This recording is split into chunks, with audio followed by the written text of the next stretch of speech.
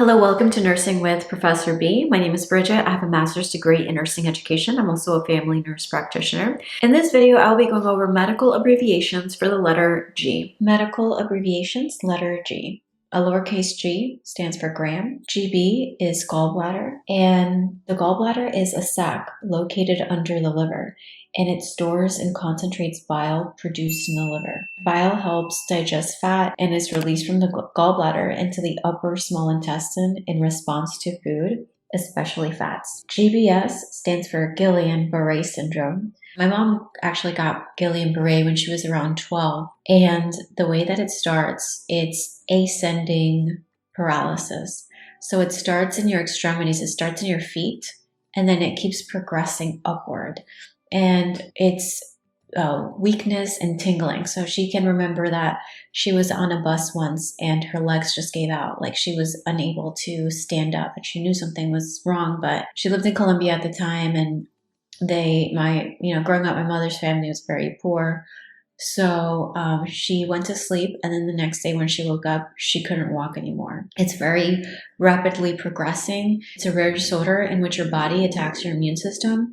They're not really sure what causes it. And what happens is the myelin sheath actually gets destroyed. And because it's destroyed, then the nerve impulses can no longer be conducted throughout the body. So even though, for example, your brain still works and your brain is telling your limbs to move, the electrical signal is not getting sent. So they can't. So she was paralyzed for about a month. Fortunately, it is reversible. Slowly they start to get better.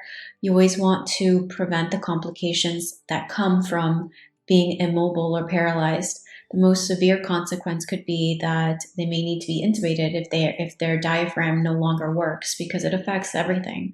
So if they can't breathe on their own, that's the biggest concern there. But basically preventing foot drop, using boards at the foot of the bed and all that. They may have difficulty swallowing, they may have shortness of breath, and they have very flaccid paralysis. GC stands for Gonococcus. This isn't actually a petri dish of the bacteria, but it's just a petri dish showing what bacteria looks like on a petri dish.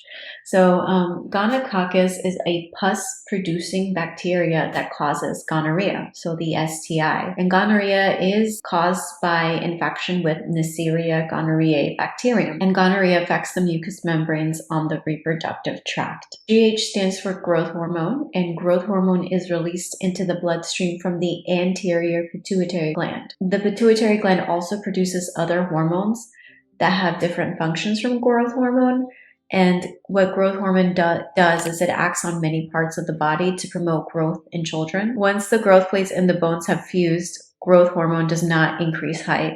In adults, it does not cause growth, but it helps maintain normal body structure, metabolism, including helping to keep blood glucose levels within set levels. GI stands for gastrointestinal tract, and the gastrointestinal tract runs from the mouth to the anus. So Gravida means pregnant. So Gravida 1 means they've been pregnant once. Gravida 2, they've been pregnant twice. Gravida 3, they've been pregnant 3 times. And a little fun fact that it derives from the Latin word gravida. So gravida is derived from the Latin gravis, which means heavy. GTH is gonadotropin hormone. And gonadotropin are hormones that stimulate the gonads or sex glands to carry out their reproductive or endocrine function. In males, these glands are the testes, and in females, the ovaries. This is the pituitary gland in your brain, and it does look like a mini ball sack to me. And it's very suiting that the anterior portion actually does affect the male, not only the male, but also the female reproductive system. But if you can think that the little ball sack in the brain affects the ball sack in men, maybe it helps you remember it. So in gonadotropins include luteinizing hormone, which is here, and follicle stimulating hormone, which is right there. And the anterior and the posterior pituitary gland, they function independently, FYI. It has such an effect on, it's called the master gland because it produces so many hormones. GTT is drop and GTTS is drops. Glucose tolerance test. A glucose tolerance test may be used to help diagnose prediabetes and diabetes. And it's not very commonly used because it's more tedious.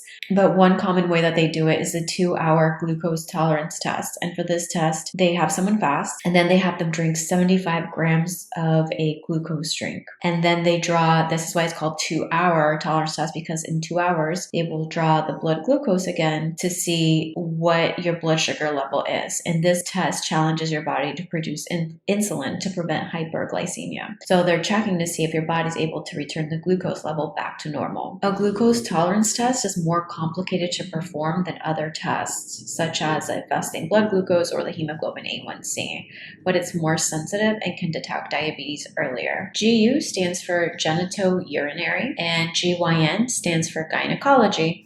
Thank you so much for watching. If you want the PowerPoint for this video, then make sure you like, subscribe, you turn on the notification bell, and you send an email to nursingwithprofessorb@gmail.com. Send me a screenshot that you liked the video, that you subscribed, and that you turned on the notification bell. Thank you.